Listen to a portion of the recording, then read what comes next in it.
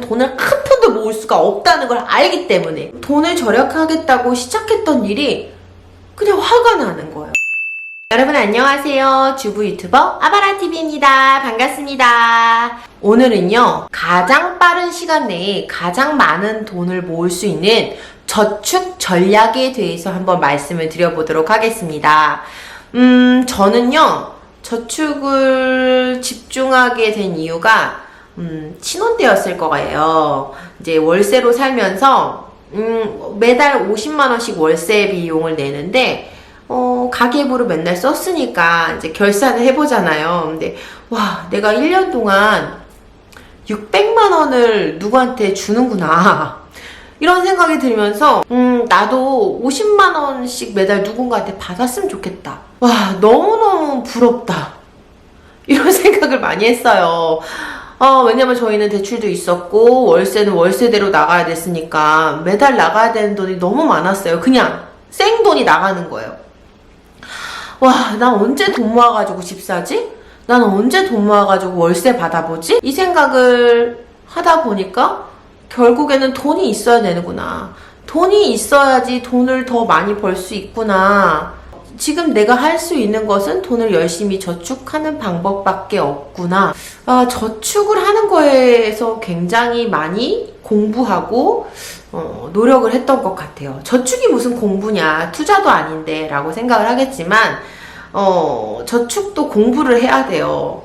그래야지 마음을 다잡고 저축을 계속 할 수 있거든요. 저축에 관련된 책이 있으면은 정말 서점, 알라딘 중고서점, 도서관 이런 데서 죄다 읽었어요.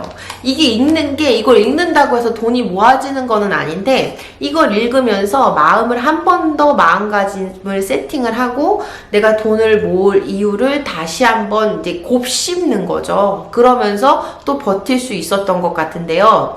제가 이 책에서는 다른 거는 이제 저축에 관한 이야기니까 이제 끄덕끄덕 하면서 봤는데, 가장 인상 깊었던 게 뭐냐면은 저축도 효율성을 갖춰서 해야 된다라고 하는 부분이 굉장히 공감이 됐어요. 10,000원을 더 저축을 하고 싶어요. 그래서 가스비라던가 전기세라던가 이런 거를 엄청나게 열심히 해가지고 10,000원을 줄였어요. 그렇게 하는 경우가 있고, 아니면은 그냥 스마트폰 요금제를 이제 최적화해가지고 10,000원을 아끼는 방법으로 바꿨어요. 이렇게 두 가지 방법이 있을 때 어떤 게 더 효율적인가? 라는 질문을 던지는 거예요. 그런데 효율적인 건 뭐예요? 스마트폰 요금제 한번 딱 바꿔놓으면은 그때부터는 내가 애쓰지 않아도 이제 10,000원씩 절약을 해서 그 10,000원으로 저축을 더 할 수 있는 거잖아요. 그러니까 그거를 말해주는 거예요. 저축을 할 때도 비즈니스처럼 효율성을 갖고서 저축을 해라 라고 하는 그 포인트가 너무너무 와닿았어요. 이게 왜냐면은 경험이 다 있으실 거예요. 저도 처음에 저축을 한다고 했을 때 돈을 이제 어떻게든 아껴야 되니까 집에서 이제 돈을 아낄 거를 찾아보다가 겨울이니까 내가 할 수 있는 게 뭐가 있을까? 가스비를 아껴보자 해가지고 이제 온도를 엄청 낮추고 애들 그땐 큰애밖에 없었는데 큰애에게 기모 옷을 입히고 재웠어요. 그런데 애가 온도를 낮추면 맨날 감기에 걸리는 거야. 그러니까 저희 집이 우풍이었기 때문에 애가 감기에 너무 잘 걸리는 거예요. 근데 그때 그 심경이 어땠냐면은 우리 애가 감기에 걸려서 어떡해, 너무 속상해, 이 감정보다 짜증나, 화나, 이게 더 큰 거예요. 얘는 왜 또 감기에 걸린 거야? 감기에 걸리면은 저한테 떨어지지도 않아요. 하루 종일 저한테 안겨있고 나는 그날 아무것도 못해. 며칠간 아무것도 못해. 그리고 약값은 약값대로 나가고 병원에 가야 되고 애기 한번 케어하고 나면은 왜 이렇게 나도 골골거리면서 아프고, 이게 반복이 되니까 제가 돈을 절약하겠다고 시작했던 일이 그냥 화가 나는 거예요. 그러니까 난 되게 나쁜 엄마인가? 나는 엄마인데 왜 애가 아픈데 걱정보다 짜증이 나지? 왜 나는 화가 나지? 막 이러면서 되게 괴로운 거예요. 안 그래도 그때 제가 조금 많이 우울감이 컸었을 시즌이었는데, 그런 게 복합적으로 되니까 이제 그게 폭발을 해가지고 막 다른 걸 사 먹고 쇼핑을 하고 이러고 있는 거예요. 이건 정말, 그래서 제가 그거를 겪고 나서 그 다음 해부터는 가스비가 조금 더 나가더라도 온도를 조금 더 올렸더니 너무 웃긴 게 얘가 감기 안 걸려. 그러니까 이게 제가 너무 저 자신만 생각했던 거예요. 어떻게 보면은. 그러니까 사람 가정마다 달라. 온도를 낮춰놔도 감기 잘 안 걸리는 애들도 있어요. 근데 우리 애는 잘 걸리더라고요. 그러니까 이거를 느끼고 나서 저는 그거를 지출을 줄일 때 우선순위를 정하는 것도 되게 중요하거든요. 상황마다.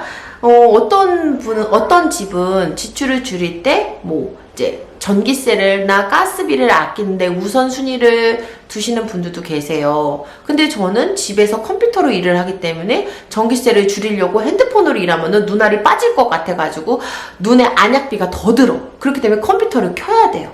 그리고 그 가스비 줄이겠다고 온도를 줄여놨더니 애들이 감기에 걸려서 맨날 병원 가야 되고 약값 내야 되고 나는 죽어나고 남편은 늦게 오고 이러니까 이것도 아니야.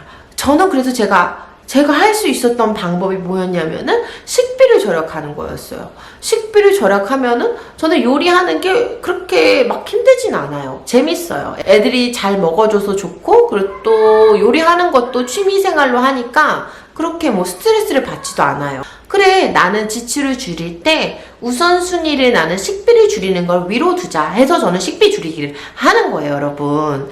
그리고 두 번째로 의류비를 아껴요. 왜냐하면은 겨울철에 아이들의 난방을 조금 더 올려주면은 아이들 겨울옷까지 메이커로 새 거를 사 입게 되면은 돈을 한 푼도 모을 수가 없다는 걸 알기 때문에. 왜냐면은 애들 옷이 비싸요. 그리고 심지어 메이커 옷은 진짜 비싸요. 말도 안 되게 비싸요. 근데 그거를 꼬박꼬박 사서 입히면 절대로 모을 돈이 없거든요. 보통 평범한 가정에서. 그렇기 때문에 저는 그러면 이거는 내가 이 부분은 아낄 수 있어. 그래서 저는 그때 벼룩시장에 가서 더 놀스 어쩌고 이런 메이커 옷들 패딩 비싼 거 엄마들이 막 2만원 이렇게 팔아요. 10만원, 12만원 이런 거를. 근데 딱 보면은 그 엄마가 옷 입은 걸 보면은 그래도 애가 하나래. 이건 새거나 마찬가지인 옷들이거든요. 그럼 저는 그런 거 사서 입히고 그랬어요. 거기에서 저는 세이브를 시킨 거죠. 돈을 절약을 해야 되니까. 그러니까 지출을 줄일 때도 제 영상을 본다고 해서 꼭 식비를 줄여야지 이럴 필요는 없어요. 내가 만약에 요리하는 게 너무너무 싫고 심지어 워킹맘이고 매일 밥 차리면은 몸살 걸려 우리 그럴 때는 가끔 시켜 먹기도 해야 돼. 그리고 가끔 반찬 가게도 가야 돼. 오케이. 나는 그럴 수밖에 없는 환경인걸? 인정. 그 대신 그럼 나는 내 환경 중에서 어디에서 지출을 줄일지 우선순위를 내 삶의 패턴에 맞게 내가 정하는 거거든요. 그거를 제가 이제 시행착오를 굉장히 많이 겪었던 거죠. 짠돌이 카페 이런 데 보면은 어떤 사람은 식비 절약을 하는 분도 계시고 어떤 분은 이런 가스비라던가 전기세를 줄인 분도 계시고 이렇게 다 다양해 스토리가. 그걸 다 줄인 분은 진짜 대단하신 건데 저는 제가 알겠더라고요. 제가 할 수 있는 범위와 할 수 없는 범위를 그거를 딱 정해놓고 지출의 우선순위를 정했더니 스트레스도 좀 덜하고 무엇보다도 오래 갈 수 있더라고요. 오래. 1년 열심히 모았다가 1년 탕진하고 1년 근데 그런 집도 많아요. 왜냐면은 짠태기가 오기 때문에 아주 지긋지긋해 돈 모으는 게 그런 시즌이 오거든요. 그러니까 그런 고비를 이렇게 살짝 넘길 수 있으려면은 너무 힘들어서도 안 되고 너무 편해서도 안 된다. 여기 이 책에서도 그렇게 표현이 나와 있는데 저는 너무너무 공감했어요. 너무 힘들어서도 오래 못해요.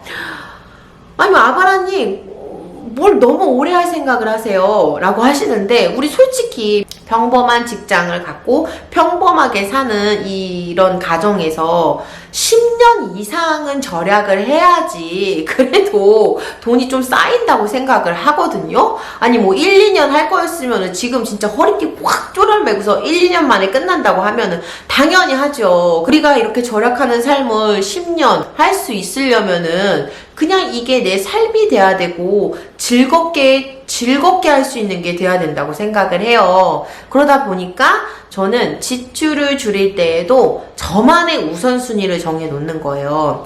여러분들께도 아바라TV를 본다고 해서 아바라TV처럼 나는 딱 30만 원 살아보겠어? 이게 안 될 수도 있다고. 애들이 컸거나 아니면 남편이 저녁 식사를 꼬박꼬박 하거나 이러면은 저는 그러지 않잖아요. 애기도 어리고 남편도 저녁 식사 안 하고 이러니까 이게 가능한 건데 어떤 집은 그게 불가능할 수 있으니까 그러면 나는 이 부분에서는 이 정도 타협을 보고 다른 부분에서 좀 더 줄여볼래 이런 식으로 해서 지출 통제하는 것도 내가 우선순위를 정하는 것이 굉장히 중요합니다. 그래야지 오래 갈 수 있더라고요. 제가 진짜 많이 겪어봤어요. 오늘은 제가 돈 모으는 끝판왕 저축의 신이라는 책에서 가장 인사이트를 받았던 부분이 이 부분이었고 여러분들께도 꼭 말씀을 드리고 싶었던 부분입니다. 사람마다 다르니까요. 환경도 다르고요. 혼자 사는 사람은 뭐든지 다 해볼 수 있지만 이제 저처럼 아기를 키우는 가정을 꾸린 집에서는요. 사실 나 혼자만의 의지만으로 저축이 쉽게 되지는 않더라고요. 지출에도 나만의 우선순위를 정하는 거를 했었기 때문에 그 부분이 너무 공감돼서 여러분들과 함께 나누고 싶었습니다. 제 영상은 자극만 받으시면 됩니다. 자, 오늘은 여기까지 하고요. 여러분 다음에 또 만나요. 구독과 좋아요, 알림 설정 부탁드릴게요. 안녕!